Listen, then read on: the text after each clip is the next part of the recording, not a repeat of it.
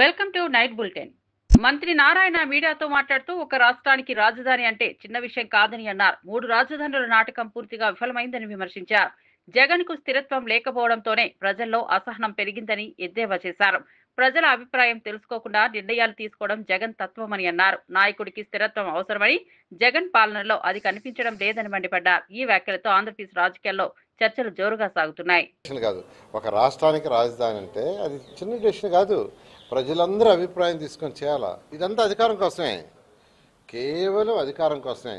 విశాఖపట్నం తర్వాత వచ్చి కర్నూలు ఇక్కడంటే ఆ పక్క ప్రజలు ఓట్లేస్తారు, ఇక్కడ వాళ్ళు వేస్తారు, అక్కడ వాళ్ళు వేస్తారని నాటకం ఆడాడు. అది ఫెయిల్ అయింది.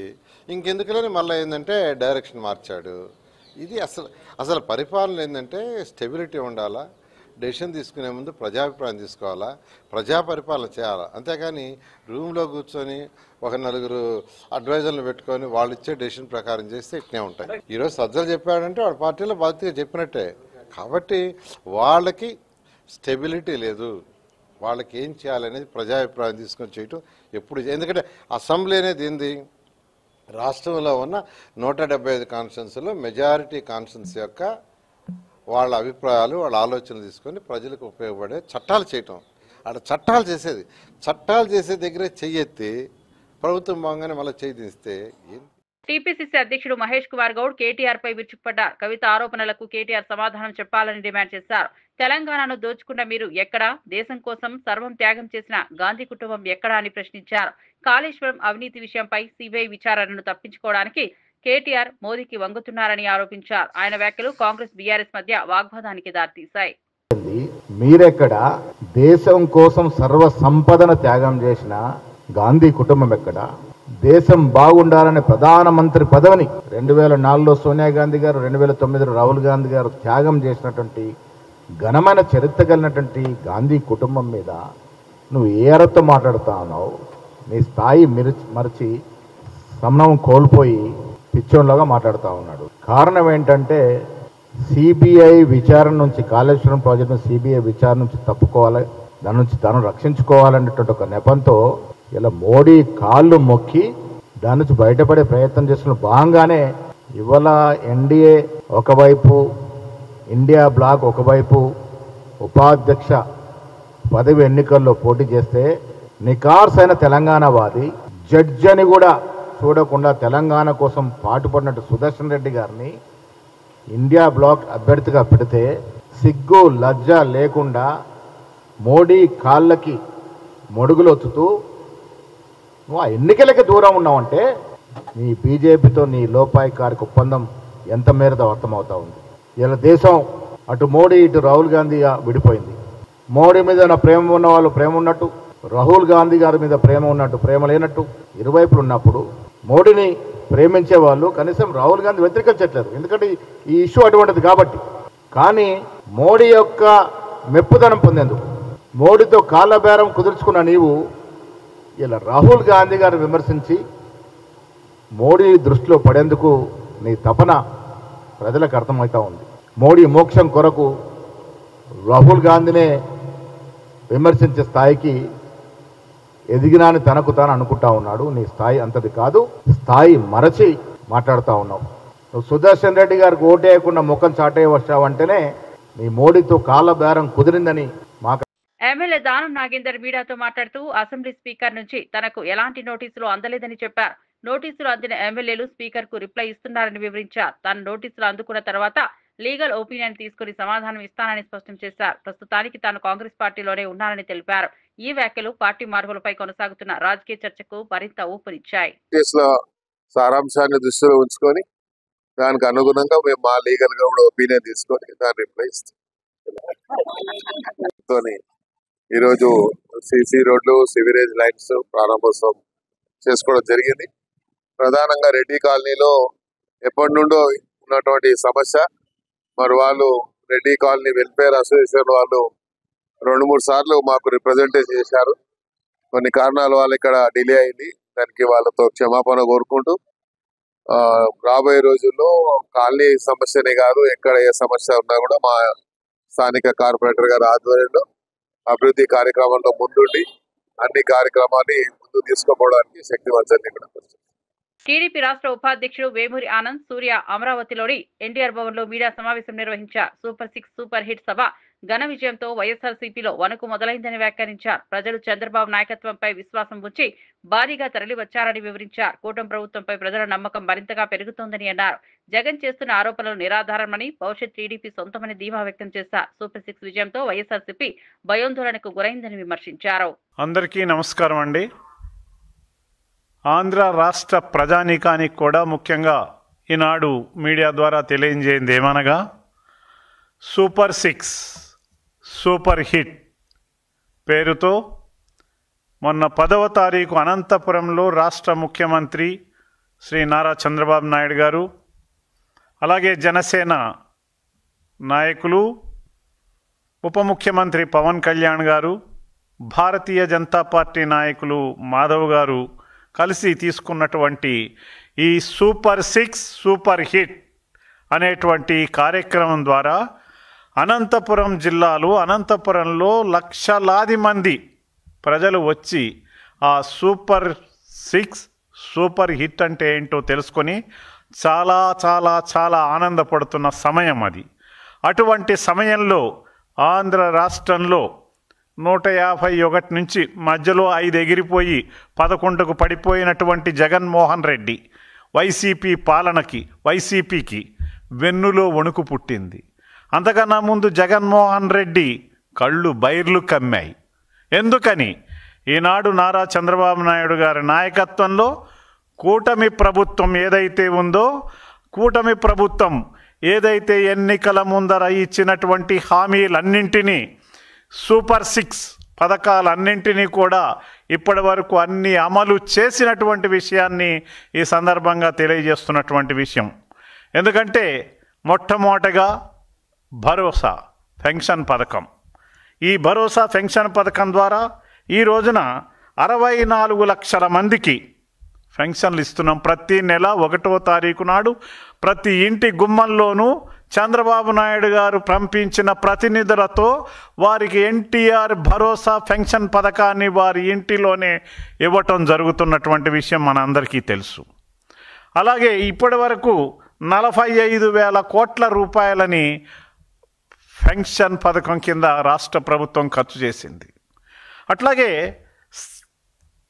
స్త్రీ శక్తి పథకం కింద 5 కోట్ల మంది మహిళలు ఉపయోగించుకుంటున్నారు. ఎలాగా? ఉచిత ప్రయాణం, ఉచిత బస్సు ప్రయాణ పథకం కింద సూపర్ 6లో భాగంగా స్త్రీ శక్తి పథకం ద్వారా 5 కోట్ల మంది మహిళలు ఈ రోజున వాళ్ళు ఉపయోగించుకుంటున్నారు. ఉచిత రాష్ట్రంలో ఎక్కడికి వెళ్ళాలన్నా ఉచిత ప్రయాణ సౌకర్యాన్ని, దానికి 200 కోట్ల రూపాయలు వాళ్ళకు ఆదా అయినటువంటి విషయం. అంటే ప్రభుత్వం ఈ ఉచిత ప్రయాణం కోసం 200 కోట్ల రూపాయలని ఖర్చు చేస్తున్నటువంటి విషయాన్ని కూడా ఈ రోజున స్త్రీశక్తి పథకం ద్వారా అమలు చేస్తున్న విషయం తెలియజేస్తున్నాం. అంతేకాకుండా వైఎస్ఆర్సీపీ అధికార ప్రతినిధి మాజీ మంత్రి ఆర్కే రోజా మంత్రులు పవన్ కళ్యాణ్ పై మండిపడ్డారు. మెడికల్ కాలేజీలు ఎలా నిర్వహిస్తారో తెలియని మంత్రులు సిగ్గు లేకుండా మాట్లాడుతున్నారని ఎద్దేవా చేశారు. మంగళగిరిలోని ఎయిమ్స్ కూడా సిద్ధార్థ మెడికల్ కాలేజీలో అద్దె భవనంలో ప్రారంభమై పూర్తిస్థాయి ఏర్పాటుకు 9 సంవత్సరాలు పట్టిందని గుర్తు చేశారు. హోంమంత్రి నియోజకవర్గంలో యూరియా దొరక్క రైతు ఆత్మహత్య చేసుకున్నారని విమర్శించారు. ఇలాంటి దౌర్భాగ్య పాలన చూసుకోవాల్సింది జగన్ కాదని, హోంమంత్రి ఆత్మ పరిశీలన చేసుకోవాలని వ్యాఖ్యానించారు. ముందు ఆసుపత్రి నడపాలి, తర్వాత ఎన్ఎంసి వాళ్ళు వచ్చి దాన్ని పరిశీలించి ఓకే అనుకుంటే పర్మిషన్ ఇస్తారు. పర్మిషన్ వచ్చిన మొదటి ఏడాది అడ్మిషన్లు మొదలవుతాయి. ఆ మొదటి ఏడాదికి అవసరమైన మౌలిక వసతులు రెడీ చేస్తారు. 2వ ఏడాది కూడా అలాగే పరిశీలన చేస్తారు. ఆ తర్వాత 2వ ఏడాదికి అవసరమైన ఇన్ఫ్రాస్ట్రక్చర్ ని రెడీ చేస్తారు. 3, 4, 5 సంవత్సరాల వరకు కూడా ప్రతి ఏటా ఇలా పరిశీలన చేసే అన్ని రకాల సదుపాయాలు, ఫ్యాకల్టీలు ఉన్నారా అని పరిశీలన ఉంటుంది. అంటే ఒక మెడికల్ కాలేజ్ పూర్తి స్థాయిలో నడవాలి అంటే దాదాపుగా 7 నుంచి 8 సంవత్సరాలు పడుతుంది. ఎందుకు ఇది చెప్తున్నానంటే మంగళగిరి ఎయిమ్స్ మెడికల్ కాలేజ్ కూడా మొదట విజయవాడలో ఉన్న సిద్ధార్థ కాలేజ్లో రెంట్కున్న బిల్డింగ్ లోనే రెంట్కున్నారు.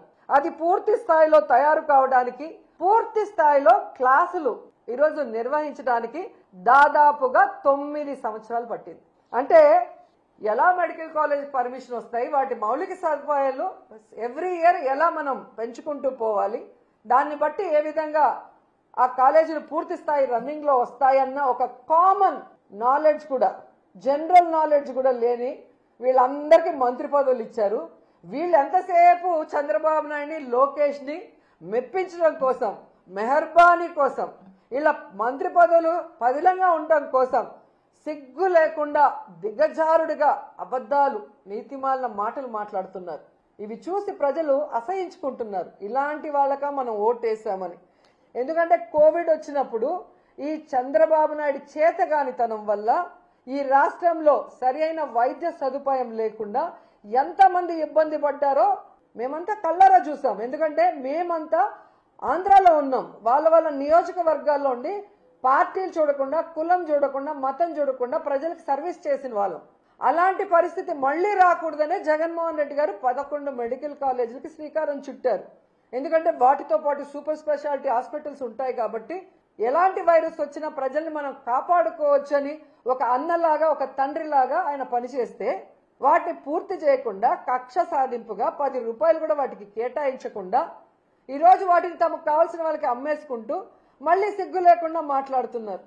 అసలు మొన్ననే ఒక రౌడీ షీటర్కి డబ్బులు తీసుకొని పేరోల్ ఇచ్చిందని చెప్పి ఏ విధంగా ఆవిడని అదే పార్టీ వాళ్ళు తిట్టారని మనం చూసాం. మొన్నటి వరకు సైలెంట్గా ఉన్న ఆవిడ మళ్ళీ స్టార్ట్ అయింది. జగన్మోహన్ రెడ్డి గారు బెంగళూరులో ఉన్నారు. జగన్మోహన్ రెడ్డి గారు అధికారంలో ఉన్న 5 సంవత్సరాలు విజయవాడలోనే కదా ఉన్నారు. ఏ రోజు హైదరాబాద్, బెంగళూరు పోలేదే. అప్పుడు చంద్రబాబు నాయుడు ఎక్కడున్నాడమ్మా, పవన్ కళ్యాణ్ ఎక్కడున్నాడమ్మా, లోకేష్ ఎక్కడున్నాడమ్మా? ఆ 5 సంవత్సరాలు ఎక్కడున్నారమ్మా? ఏం చేస్తున్నారమ్మా మీ పార్టీ వాళ్ళు? ఈరోజు మాట్లాడుతున్నాం. రైతులకి అండగా నిలబడి మీ మెడలు వంచి ఏ విధంగా పని చేయిస్తున్నారో ప్రజలు గమనిస్తూనే ఉన్నారు. మీరు అధికారంలో ఉండి ఈ రోజుకి కూడా సక్రమంగా మీరు లేరు విజయవాడలో. ఫ్రైడే అయితే ఎవరమ్మా హైదరాబాద్కి పోతుంది? హైదరాబాద్ పోవటానిక డిప్యూటీ సీఎం పోస్టులు, ఎడ్యుకేషన్ మినిస్టర్ పోస్టులు, రెవెన్యూ పోస్టులు, హోంమంత్రి పోస్టులు, సీఎం పోస్టులు ఇచ్చేది? ఎవరున్నారు? ఫ్రైడే అయితే పారిపోతున్నారు, ఎంజాయ్ చేస్తున్నారు వీకెండ్లలో. 5 స్టార్ హోటల్లో రూములు పెట్టుకొని ఏ విధంగా సెటిల్మెంట్ దందాలు చేస్తున్నారో మీ పచ్చ పత్రికల్లోనే వచ్చాయి. కావాలంటే ఒకసారి చదువుకోండి. మేము రాసింది కాదు, మీ పచ్చ పత్రికలు రాసాయి. ఈరోజు కేంద్రం ఇచ్చిన లక్షల టన్నుల యూరియాని రైతులకి అందకుండా బ్లాక్ మార్కెట్లో అమ్ముకొని మింగేస్తుంటే దాన్ని కంట్రోల్ చేయాల్సింది పోయి నువ్వు కూడా వాటా తీసుకున్నందుకు నువ్వు ఎమ్మెల్యే హరీష్ రావు రాష్ట్ర ప్రభుత్వంపై తీవ్ర విమర్శలు చేశారు. గూర్ఫరం ఉద్యోగాల కోసం మంత్రులు, అధికారులు ₹1,00,000 లంచం అడిగారని నిరుద్యోగులే చెబుతున్నారని పేర్కొన్నారు. ఇంత నిర్లక్ష్యంగా పరీక్ష నిర్వహిస్తారా అని స్వయంగా హైకోర్టు ముటిక్కాయలు వేసిందని గుర్తు చేశారు. నిజంగా తప్పు చేయకపోతే గ్రూప్ 1 అవకతవకలపై సిట్టింగ్ జడ్జితో విచారణ జరిపించాలని డిమాండ్ చేశారు. అవినీతికి పాల్పడిన వారిని కఠినంగా శిక్షించాలని స్పష్టం చేశారు. విద్యార్థుల భవిష్యత్తును చెల్లాచెదురు చేసే ప్రభుత్వ వైఖరిని ఎట్టి పరిస్థితుల్లోనూ అంగీకరించమని ఆయన హెచ్చరించారు. హైకోర్టే మొట్టికాయలేసి ప్రభుత్వాన్ని చెప్పింది, ఇంత నిర్లక్ష్యంగా గ్రూప్ 1 నిర్వహిస్తారా అని చెప్పి హైకోర్టు మొట్టికాయలు వేసినా ఇంకా ఈ ప్రభుత్వానికి బుద్ధి రాలేదు, సోయి రాలేదు. ఇంకా దాని మీద అప్పీల్కి పోతామంటున్నారు. ఇంకా ఏ ముఖం పెట్టుకొని అప్పీల్ పోతారు? ఇవాళ నిరుద్యోగ యువకులు బయటకు వచ్చి పలాని మంత్రులు, పలాని అధికారులు మమ్మల్ని ₹1,00,000 అడిగారని చెప్పి వాళ్ళే నేరుగా ఆరోపణలు చేస్తున్నారు. దాని మీద ఈ రోజు విచారణ జరపాల్సిన అవసరం ఉంది. అసలు ఎవరు ఈ అక్రమాలకు బాధ్యులు ఎవరో తేల్చాల్సినటువంటి బాధ్యత ప్రభుత్వం మీద ఉంది. నిజంగా తప్పు చేయకపోతే ముఖ్యమంత్రి వెంటనే దీని మీద సిట్టింగ్ జడ్జితో విచారణ జరపాలి. తప్పులు జరిగిన వారి మీద కఠిన చర్యలు తీసుకోవాలి. అవినీతికి పాల్పడిన వారిని వెంటనే శిక్షించాలి. కానీ దానికి ముందుకు పోకుండా తప్పులను సరిదిద్దకుండా ఇంకా అప్పీల్కి పోతాం, ఇంకా దాచుకునే ప్రయత్నానికి ఇలా రేవంత్ రెడ్డి పాల్పడతా ఉన్నాడు. ఆ రోజు చెప్పిందేమో మొదటి ఏడాదిలోనే 2 లక్షల ప్రభుత్వ ఉద్యోగాలు ఇస్తామన్నారు. ఇప్పుడు 2 ఏళ్ళు అయింది కదా, మరి ఎక్కడ పోయినాయి 2 లక్షలు? ఫుల్ పేజ్ యాడ్స్ ఇచ్చింది అన్ని పేపర్లలో. ఏ పేపర్ చూసినా మొదటి సంవత్సరమే 2 లక్షల ఉద్యోగాలు. రేవంత్ రెడ్డి నమ్మటట్లేడని ఢిల్లీకి రాహుల్ గాంధీని తెచ్చి అశోక్ నగర్ సెంట్రల్ లైబ్రరీలో కూర్చోబెట్టి ఆయనతో చెప్పించే ప్రయత్నం చేశారు. ఇది నా మాట, ఇది గాంధీ మాట అన్నాడు. మరి గాంధీ మాట ఏడవైందో, రేవంత్ రెడ్డి మాట ఏడవైందో? 2 లక్షల ఉద్యోగాలు కాదు కదా, ఇందాక మా సీనన్న చెప్పినట్టు 10,000 కూడా ఇవ్వలే. అన్ని కేసీఆర్ గారు. ఇప్పుడు 20,000 పోలీస్ కానిస్టేబుల్ ఉద్యోగాలు. ప్రిలిమినరీ పరీక్ష పెట్టింది కేసీఆర్ గారు, ఫైనల్ పరీక్ష పెట్టింది కేసీఆర్ గారు, ఫిజికల్ టెస్ట్ చేసింది కేసీఆర్ గారు, ఫలితాలు ఇచ్చింది కేసీఆర్ గారు, కాయిదాలు పంచింది రేవంత్ రెడ్డి. ఇది నేను ఇచ్చిన అంటాడు. అంతకు మించి అసలు నీ హయాంలో నోటిఫికేషన్ ఇచ్చింది ఎక్కడ? నువ్వు ఉద్యోగాలు ఇచ్చింది ఎక్కడ? ఎక్కడ పోయి 2 లక్షలు చర్చ పెట్టి అసెంబ్లీలో అంటే అసెంబ్లీ పెట్టాడు. అమరావతిలోని ఎన్టీఆర్ భవన్ లో మీడియా సమావేశం నిర్వహించిన ఎమ్మెల్యే కలికిరి మురళీమోహన్ ఆటో డ్రైవర్లకు దసరా పండుగ ముందే వచ్చిందని వ్యాఖ్యానించారు. టీడీపీ ప్రభుత్వం ఆటో డ్రైవర్ల సంక్షేమానికి కట్టుబడి ఉందని తెలిపారు. రవాణా రంగంలో పనిచేసే చిన్న వ్యాపారులు డ్రైవర్ల సమస్యలను గుర్తించి వారికి సహాయం చేయడం పార్టీ ధ్యేయమని వివరించారు. దసరా పండుగకు ముందుగానే ఆటో డ్రైవర్లకు లబ్ధి చేకూరేలా చర్యలు తీసుకున్నామని చెప్పారు. ఈ పండుగను ఆనందంగా జరుపుకునేందుకు ప్రభుత్వం అన్ని విధాలా అండగా ఉంటుందని ధైర్యం చెప్పారు. సూపర్ హిట్ ద్వారా రాష్ట్ర ప్రజానీకం అంతా కూడా కూటమి ప్రభుత్వాన్ని దీవిస్తూ ఉంది.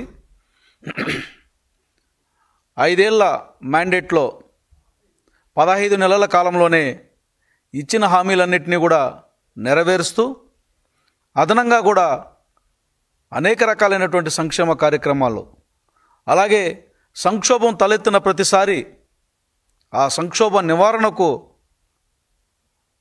తీసుకుంటున్నటువంటి చర్యలపైన యావత్ ఆంధ్ర రాష్ట్రమే కాదు భారతదేశం మొత్తం కూడా ఈరోజు ఆంధ్రప్రదేశ్ పరిపాలన వైపు చూస్తోంది. అది కేవలం ఒక నారా చంద్రబాబు నాయుడు గారి యొక్క దార్శనికత, దూరదృష్టి, పట్టుదల, దీక్ష, ప్రజల పట్ల బాధ్యత, వీటన్నిటినీ కలగలిపిన పరిపాలన ఈరోజు జరుగుతున్నటువంటి కారణంగా ఆంధ్రప్రదేశ్లో ప్రజానీకం ఆనందంగా ఉంది. నేను ఈ సందర్భంగా ఒక మాట చెప్పదలుచుకున్నా. ప్రజలు ఇది మంచి ప్రభుత్వం, మంచి పరిపాలన అని దీవిస్తున్నటువంటి తరుణంలో దుర్మార్గులు, దుష్టులు, ముఖ్యంగా వైఎస్ఆర్ కాంగ్రెస్ పార్టీకి సంబంధించినటువంటి నాయకులు దుష్ప్రచారం మొదలు పెడుతున్నారు.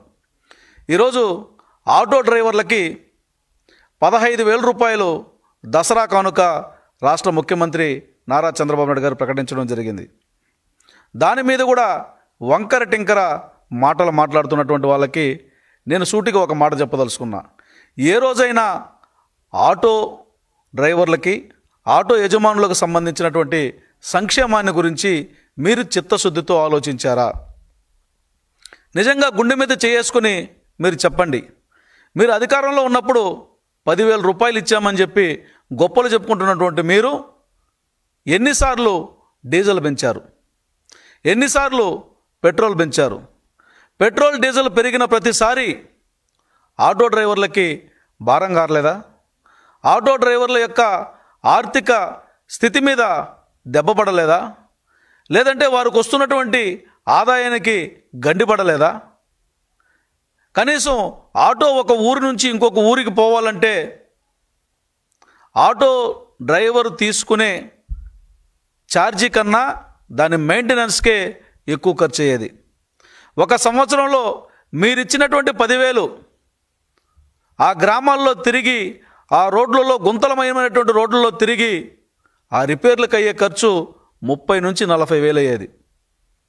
ఈరోజు నారా చంద్రబాబు నాయుడు గారు అధికారంలోకి వచ్చిన తర్వాత, కూటమి ప్రభుత్వం అధికారంలోకి వచ్చిన తర్వాత గుంతలు లేనటువంటి రోడ్లను చేయడం కోసం కోట్ల రూపాయల నిధులని తొలి నెలలోనే ఇవ్వడం జరిగింది. సంక్రాంతికి ప్రతి ఒక్కరూ కూడా హాయిగా, ఆనందంగా గుంతలు లేని రోడ్లలో మీ గ్రామాలకు చేరుకోండని చిన్న కుగ్రామాలు మొదలుకొని జాతీయ రహదారుల వైపు వెళ్ళే గ్రామాల వరకు, పట్టణాల వరకు ఎక్కడా కూడా గుంతలు లేనటువంటి రోడ్లు నిర్మించిన కారణంగా ఈరోజు ఆటో డ్రైవర్ల యొక్క జీవన ప్రమాణానికి కూడా అది ఎంతో దోహదపడింది. బీజేపీ ఎంపీ ధర్మపురి అరవింద్ రాష్ట్రంలో చట్ట వ్యవస్థ దయనీయ స్థితిలో ఉందని విమర్శించారు. హిందువులను చులకనగా చూస్తున్నారని, హిందూ పండుగలపైన ఆంక్షలు పెడుతున్నారని ఆగ్రహం వ్యక్తం చేశారు. ముస్లింలు తప్పు చేసినా పోలీసులు చూడడం లేదని ఆరోపించారు. ప్రభుత్వ ద్వంద్వ వైఖరులు ప్రజలు ఆగ్రహం వ్యక్తం చేస్తున్నాయని తెలిపారు. ఈ వ్యాఖ్యలతో తెలంగాణ రాజకీయాల్లో చర్చలు మొదలయ్యాయి. అరెస్టులు చేయడం జరిగింది. బోధన్ ప్రాంతంలో టెర్రరిస్ట్ యాక్టివిటీ పెరగడము, ఇక్కడ బోధను ఇంతకుముందు కూడా పిఎఫ్ఐకి, సిమ్మికి అడ్డాగా మారటము, ఇవన్నీ కూడా కొంచెం ప్రజలకి భయాందోళన కలిగిస్తూ ఉన్నాయి. ఇటువంటి పరిస్థితి వస్తుందంటే డెఫినెట్గా ఇది లా అండ్ ఆర్డర్ సరిగ్గా లేదు. ఓటు బ్యాంక్ రాజకీయాలు ఇవన్నీ కూడా ఇవాళ సొసైటీకి, సమాజానికి ఒక ముప్పుగా మారుతా ఉంది. హిందువులు అనేసరికి చులకన, హిందూ పండుగలంటే చులకన, రెస్ట్రిక్షన్స్ ఇటువంటి హ్యాండ్లింగ్ వల్లనే హిందువుల మీద ఇమీడియట్ యాక్షన్, ముస్లింల మీద యాక్షన్ తీసుకోకపోవడం, దీనివల్ల సమాజంలో చీలికలు వస్తాయి అని ఆయనని రిక్వెస్ట్ చేయడం జరిగింది. కేంద్ర మంత్రి భూపతిరాజు శ్రీనివాస్ వర్మ తనపై జరుగుతున్న విమర్శలకు బదులిచ్చారు. నేను చేసే అభివృద్ధి కార్యక్రమాలను హైజాక్ చేయడానికి ప్రయత్నిస్తే తగిన సమాధానం ఇస్తానని హెచ్చరించారు. సాధారణ కార్యకర్తగా ఎంపీ టికెట్ తెచ్చుకుని రికార్డు మెజార్టీ గెలిచి కేంద్ర మంత్రి అయ్యానని గుర్తు చేశారు. ఎవరో చేసిన అభివృద్ధిని నేను చేశానని చెప్పుకోవాల్సిన అవసరం లేదని స్పష్టం చేశారు. ఏ విధంగా ఎక్కడ సమాధానం చెప్పాలనేది విషయం నాకు కూడా తెలుసు. సహకరించండి, అందరూ కలిసి పనిచేస్తే కానీ అభివృద్ధి సాధ్యం కాదు. కానీ సంబంధం లేకుండా, బాధ్యత లేకుండా, మన ఇన్వాల్వ్మెంట్ లేకుండా తగుదనమ్మా నేను ఉన్నానని వచ్చి నన్ను కెలకడానికి ఎవరన్నా ప్రయత్నం చేస్తే గతంలో చెప్పాను, నాతో అపరిచితుడు బయటకు వస్తాడు అనేటువంటి విషయం. సామాన్యుడైనటువంటి శ్రీనివాస్ వర్మ ఏ విధంగా రాజకీయం చేయగలడో ఆ విధంగా రాజకీయం చేసే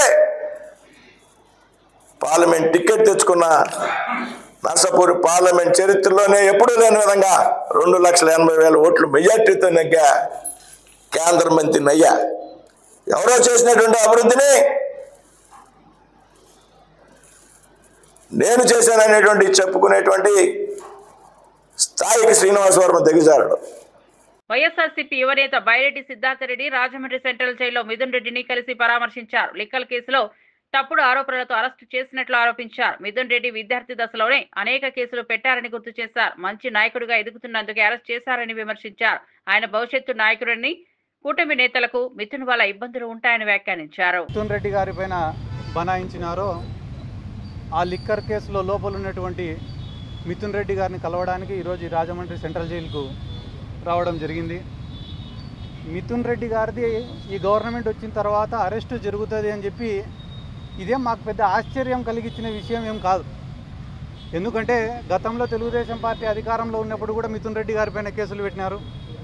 ఆయన విద్యార్థి దశల్లో ఉన్నప్పుడు కూడా ఆయన ఎదుగుదలను ఓర్చలేక కేసులు పెట్టినారు. కానీ ఈరోజు సీన్ కట్ చేస్తే ఈరోజు దేశ రాజకీయాల్లోనే చాలా పెద్ద స్థాయికి ఎదిగిన వ్యక్తి మిథున్ రెడ్డి గారు. అంటే పొలిటికల్గా కావచ్చు, వ్యాపార రీత్యా కావచ్చు, ఆయనకున్న పలుకుబడి రీత్యా కావచ్చు, ఆయనకున్నటువంటి కాంటాక్ట్స్ రీత్యా కావచ్చు, ఇండివిజువల్గానే చాలా టాల్ పొలిటీషియన్. కాబట్టి చిత్తూరు జిల్లాకు సంబంధించినటువంటి వ్యక్తి, అటువంటి వ్యక్తి అంత ఎదిగిపోతే, అంత పైన స్థాయిలో పెద్ద స్థాయిలో ఉంటే రేపు ఫ్యూచర్లో తెలుగుదేశం పార్టీకి కావచ్చు, కూటమి కావచ్చు, లేకుంటే నారా లోకేష్ భవిష్యత్తుకు కావచ్చు ఒక ఇబ్బందికరమైన వాతావరణం ఉంటుందనే ఉద్దేశంతో ఆయనను ఈరోజు ఒక అక్రమ కేసు, ఎటువంటి ఎవిడెన్సులు, ప్రూఫ్లు, రుజువులు లేనటువంటి కేసులో ఆయనను అరెస్ట్ చేయడం అనేది నిజంగానే చాలా దారుణం. ఒకవేళ మిథున్ రెడ్డి గారు గాన వాళ్ళు ఆరోపిస్తున్నటువంటి ఉద్దేశంలో మంచి వ్యక్తి కాకపోతే ఇంత తెలుగుదేశం పార్టీ గాలిలో, ఇంత కూటమి గాలిలో ఆయన గెలిచింది ఎవరిపైన?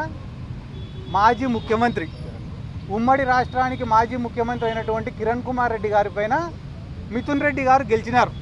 అంటే ఆ రాజంపేట పార్లమెంట్ పరిధిలో కానీ ఆయనకి ఎంత మంచి పేరుంది, ఆ కుటుంబానికి ఎంత మంచి పేరుంది అనేది ఈ రాష్ట్ర ప్రజలందరూ కూడా ఒక్కసారి ఆలోచించమని చెప్పి నేను రిక్వెస్ట్ చేస్తున్నా. ఎందుకంటే కేవలం మెంటల్గా ఆయనని ఇబ్బంది పెట్టాలా, డిమారలైజ్ చేయాలా, ఆయనలో ఉండే కాన్ఫిడెన్స్ని దెబ్బ కొట్టాలా అనే ఉద్దేశంతో అక్రమంగా కేసులు పెట్టినారు. ఈ లిక్కర్ కేసులో కేవలం A2, A3 యొక్క స్టేట్మెంట్స్ను రికార్డు చేసి వాళ్ళు చెప్పినారని చెప్పి మిథున్ రెడ్డి గారిని అరెస్ట్ చేసినారు. కానీ వాళ్ళిద్దరిని అరెస్ట్ చేసినారా? చేయలే. దాదాపుగా ఈ రోజుకి 50 రోజుల పైన అయింది మిథున్ రెడ్డి గారు అరెస్ట్ అయ్యి. ఈ 50 రోజులలో ఆయనను విచారించాలా అని చెప్పి ఎవరైనా కస్టడీ పిటిషన్ వేసినారా? వెయ్యలే. ఎందుకు వేయలే అన్న కస్టడీ పిటిషను? ఎందుకంటే మిథున్ రెడ్డి గారు కస్టడీకి పోతే అడిగేదానికి వీళ్ళ దగ్గర ప్రశ్నలు లేవు కాబట్టి ఇటువంటి కేసులు ఎక్కువ రోజులు నిలబడవు. ఏదైతే వాళ్ళ కుటుంబం ఒక 30-40 ఏళ్ల నుంచి సర్వీస్ చేసుకుంటూ వస్తున్నారో, ప్రజలకు సేవ చేసుకుంటూ వస్తున్నారో, అదే వాళ్ళకు శ్రీరామ రక్షగా నిలబడుతుందని చెప్పి ఈ సందర్భంగా నేను మీకు అందరికీ తెలియజేసుకుంటూ, ఈరోజు రాష్ట్రంలో ఏదైతే అబద్ధాలు చెప్పడం, అబద్ధాలపైన రాజకీయం చేయడం, కథలు చెప్పడం, ఆ కథలను ప్రజలను నమ్మించేలా చేయడం అనేది ఒక ఆనవాయితీగా జరుగుతుంది. ఎందుకంటే కానీ ఈరోజు రాష్ట్రంలో 20-30 వేల మంది అమ్మాయిలు మిస్ అయినారన్నారు. దానికి ఆధారం ఉందే? అధికారంలోకి వచ్చినాక ఎవరైనా దాన్ని నిరూపించినారా? ఒక్క మహిళనన్నా తిరిగి తీసుకొచ్చినారా? ఒక్క కంప్లైంట్. దేవరకద్ర ఎమ్మెల్యే మధుసూదన్ రెడ్డి కేటీఆర్ పై విమర్శలు చేశారు. ఇంటి సమస్యలనే పరిష్కరించని కేటీఆర్ రాష్ట్ర సమస్యలను పరిష్కరిస్తామని చెప్పడం హాస్యాస్పదమని ఎద్దేవా చేశారు. బీఆర్ఎస్ నేతలు ప్రజలను మభ్యపెట్టే ప్రయత్నం చేస్తున్నారని మండిపడ్డారు. ప్రజల సమస్యలు తీర్చడంలో కాంగ్రెస్ మాత్రమే ముందుంటుందని స్పష్టం చేశారు. అర్థం కాని పరిస్థితి. ఇంట్లో సంసారాన్ని చక్కదిద్దుకోలేక, కుటుంబంలో వచ్చిన గొడవలు పరిష్కరించుకోలేక, కుటుంబ కలహాలతో సతమతమవుతూ 10 ఏళ్ల అధికారాన్ని అడ్డం పెట్టుకొని అడ్డగోలుగా దోసుకున్న దోపిడీ సంపాదనలో తేడాలు రావడం, ఆ తేడాల వల్ల కుటుంబంలో కలహాలు మనమంతా చూస్తూ ఉన్నాం. దాంట్లో భాగంగానే కవిత ఎపిసోడు. సో అవన్నీ గాలికి వదిలేసి ఈరోజు తగుదునమ్మ అంటూ, అంటే కవరింగ్ ఇచ్చుకోనికే ఏదో మేమే ఉద్ధరించాలి తెలంగాణను, మళ్ళీ మేమేదో ఉద్ధరిస్తాం, మళ్ళీ మేమేదో వస్తామని పగటి కళ్ళలు గంటూ పగటి వేషాలు వేస్తూ సోషల్ మీడియాలో ప్రచారాల కోసం అని చెప్పేసి అక్కడక్కడ పోయి మీటింగ్లలో పాల్గొంటూ ఉన్నాడు. దాంట్లో భాగమే ఈరోజు గద్వాల కేటీఆర్ గద్వాలకు వస్తున్నాడని చెప్పేసి వాళ్ళ సొంత డబ్బా కొట్టుకోవడానికి పెట్టుకున్న టీ న్యూస్ ఛానల్లో పొద్దు నుంచి ఒకటే ప్రచారం, అంగు ఆర్భాటాలు. ఏదో పాలమూరు అంతా ఈయన కోసం ఎదురు చూస్తున్నట్టు, గద్వాల మొత్తం ఈయనకు దాసోహం అయినట్టు కేటీఆర్ గారు వస్తున్నారని చెప్పేసి పెద్ద ఎత్తున ఏదో అక్కడ ప్రజలు విపరీతంగా ఎదురు చూస్తున్నారని చెప్పేసి ప్రచారాలు చేసుకుంటూ ఉన్నారు. దాని సోషల్ మీడియాలో కూడా ఇప్పుడు వాళ్ళకి తెలిసిందే, అందరికి తెలిసిన విషయమే సోషల్ మీడియా ఏ విధంగా వాళ్ళను ప్రచారాలు జరుపుకుంటారో. ఎందుకంటే అడ్డగోలుగా సంపాదించిన సంపదతోన సోషల్ మీడియా నడిపించుకుంటూ ఆ సోషల్ మీడియాలో మా ప్రజాప్రభుత్వం మీద దుమ్మెత్తిపోసే ప్రయత్నం, తప్పుడు ప్రచారాలు. సో ఇవన్నీ మనం గమనిస్తూ ఉన్నాం. తిరుపతి జిల్లా సూళ్లూరుపేటలో డంపింగ్ యార్డ్ ప్రతిపాదనపై గ్రామస్తుల ఆందోళనకు ఎమ్మెల్యే నెలవల విజయశ్రీ స్పందించారు. స్వయంగా సంఘటనా స్థలానికి చేరుకుని పరిస్థితిని పరిశీలించారు. ప్రజలకు ఇబ్బందికరంగా ఉన్న ప్రదేశంలో డంపింగ్ యార్డ్ ఏర్పాటు చేయబోమని హామీ ఇచ్చారు. ప్రత్యామ్నాయ స్థలం కోసం చర్యలు తీసుకుంటామని స్పష్టం చేశారు. ప్రజల సంక్షేమమే తనకు ముఖ్యమని, సమస్యల పరిష్కారంలో ఎప్పటికీ వెనకడబోమని తెలిపారు. ఆమె స్పందనతో గ్రామస్తులు సంతృప్తి వ్యక్తం చేశారు.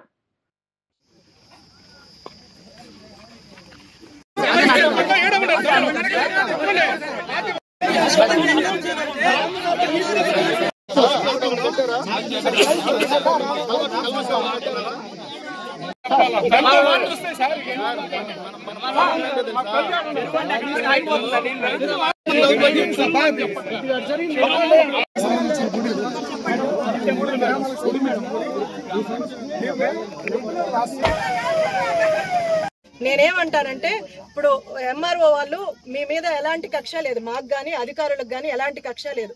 కొన్నెంబట్టి వాళ్ళ మీద మాకు ఎలాంటి ఇబ్బంది లేదు.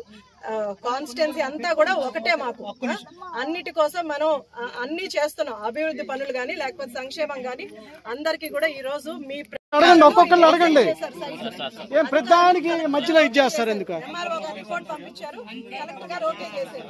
నాకు ఎందుకు లేదు, నేను కామ్ ఉండలేదు. మీరు నాకు వచ్చి అడిగారు కాబట్టి ఆ సమస్య గురించి మాట్లాడడానికి నేను ఈ రోజు ఇక్కడికి వచ్చాను. అర్థం చేసుకోవడానికి ప్రయత్నించాలి. ఇప్పుడు ఈ రోజు నేను నా దగ్గరకు వచ్చిన వాళ్ళకు కూడా నేను ఏం చెప్పానంటే, నేను వచ్చి సైట్ చూస్తాను, మీ ప్రాబ్లమ్స్ నేను వింటాను. ఒకవేళ నిజంగా మీకు ఇబ్బంది కలిగేలాగుంటే నేను దాన్ని మారుస్తానని మీ అందరికీ కూడా ఉందని, చెరువుకు దూరంగా ఉందని నేను ఈ రోజు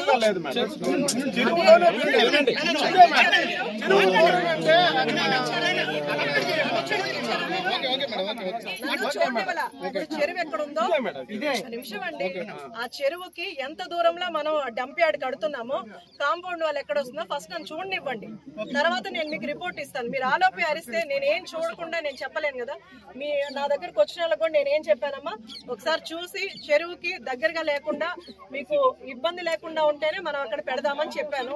అధికారులను కూడా అందుకే తీసుకొచ్చాను. కాస్త టైం ఇవ్వండి, నేను ఒకసారి చూస్తాను.